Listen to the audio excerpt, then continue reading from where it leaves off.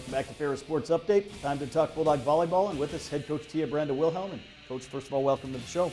Great. Thanks for having us back. I know, nice for you to be back after the last couple weeks, a couple long road trips to Texas for a tournament, and then to the Upper Peninsula this past weekend. Yeah, way down in the heat of Texas, and then back up to the UP. So, yeah, we've been on the road quite a bit. So it's been good for the team to be on the road, just getting a chance to get to know each other better and everything.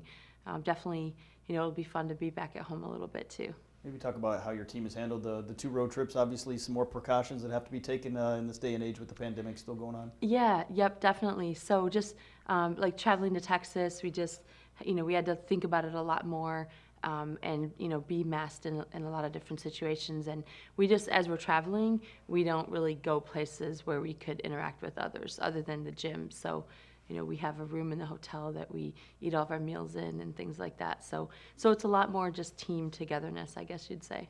As we go to some of the highlights of this past weekend, started off on Friday at Northern Michigan, and obviously took on two opponents this weekend that both had really impressive springs. Yeah, yep.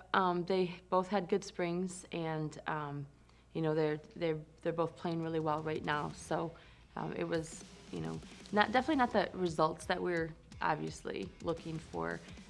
But there's some things that we're definitely getting better at. We're very, very young. A lot of the other teams that are young are playing kids that were freshmen last year, and we're playing a bunch that were freshmen last year and only had this little baby COVID season. And then, we have quite a few players that are out there that are true freshmen. So we just have a lot of growing that we need to do, and it's nice to see us getting a little bit better in a lot of areas as we grow through the season. Obviously, these first few sets here against Northern Michigan, a couple points here or there, and it could have went either way. Obviously, you got a big win in the first one. They come back and win the second set. Yeah, for sure. I think you just saw, you see in these highlights a couple times that we just don't really handle the first ball really well. And that was kind of the story of the night for us. I felt like we didn't defend very well, and we didn't serve receive very well. So if your platform skills aren't on top of the game, then it's gonna be hard to be in the game. But I was super excited with how hard our team fought. They didn't even as we'd give away these points with our passing or something. I thought that we stayed focused, and we kept pushing to get better and kept pushing to make things happen however we needed to. Obviously, led by Kitty O'Connell with 13 kills and reached a career milestone with 1,000 kills. Yeah, in this she match. sure did. Yeah, that's a big thing. She's got the 1,000 kills and 1,000 digs, which is that's just the mark of a really complete player. And it's really cool because she really didn't get any kills her freshman year. She was just a DS part-time, and so just to see her reach that so early in her senior year is pretty cool. Obviously, a 3-1 difference in that match on Friday, and then you didn't have a whole lot of time. You come right back after making the drive to Houghton and took on Michigan Tech, another good opponent in the second match coming up on Sunday. Yeah, Michigan Tech played really, I thought both teams played well. Neither team played, fantastic or great, but it was definitely one of those matches where, again, we gave away some points in runs, and usually with our platform skills, our passing or our digging. And, so that just hurt us a little bit. Obviously, taking on Michigan Tech, and not only do you have to deal with a good opponent, you got to deal with the band when you're up in Houghton as well. We love that, though. Any crowd's a good crowd for us, whether they're cheering for us or against us. We definitely prefer a loud, intense crowd, that's really into the game. That's definitely a good thing for us. We like that energy. I know you had some strong competition early in the first couple weeks of the season, but maybe talk about how that changes going into conference play when the matches mean so much more.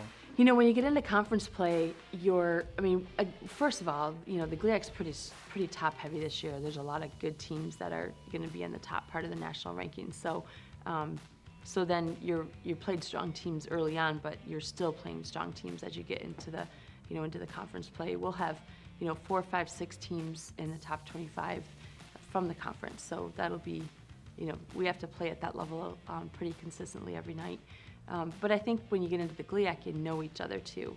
And right now we have a number of teams that have, Michigan Tech has 4 or 5 fifth-year starters. So that makes a really big difference too. You just really know each other. So you kind of have to, come up with some new strategies and some new game plans. I know for your young players, obviously they had the trip to Texas, which was a flight, but their first real long bus trip here going to the UP. Yeah, yep, it was cool.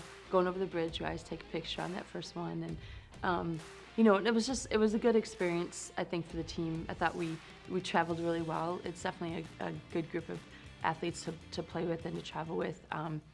And there's a lot of good chemistry going on with the team. And I really like the resilience. I think, you make a trip like that and you come away with 2 losses, you could be really, heartbroken and it could kind of get you down. But I feel like our team, they understand that we're a work in progress and we're not necessarily trying to be good in this moment, but trying to build things so that we're good, in a month. So, and for the long term of the season. So I think their resiliency is really great, and the grit that they show, in the middle of a game, even if things aren't going well, like there's just a lot of grit and a lot of perseverance. So I like to see all those things. I know after a number of days on the road, the last couple of weeks, excited to be back at home this week as you take on, obviously, Grand Valley State on Thursday night, Davenport coming up on Sunday. So 2 tough opponents here in West Michigan this weekend. Yeah, really tough opponents. I mean, those are 2 really good teams.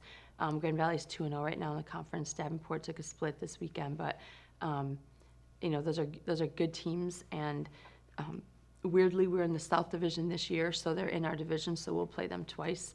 And it's a different schedule for us because we play on Thursday and Sunday, so it's a little bit different schedule than most seasons that we have. So, just adapting to all those kind of things. I know, speaking of that, I was going to ask you about the scheduling this year. Obviously, some different weekends where you play Friday, Saturday, Friday, Sunday, Thursday, Sunday, a number of different scenarios here in the conference this year. Yeah, I think we have every one of those scenarios happening. So, and this week it's Thursday, Sunday. So it's just it's a different rhythm for the players for sure, and something that we have to kind of, work out and figure out our rhythm. But luckily, we're so young that all but just 2 or 4 players have never had a spring, a regular fall season. So it's just they don't really know that there's a different kind of rhythm out there. So this works out well for us. Well, Coach, thanks for being with us, and Absolutely. It's going to be nice to see you back at home on Thursday night at 7 o'clock. Thank you. We'll be back with more Ferris Sports Update right after this.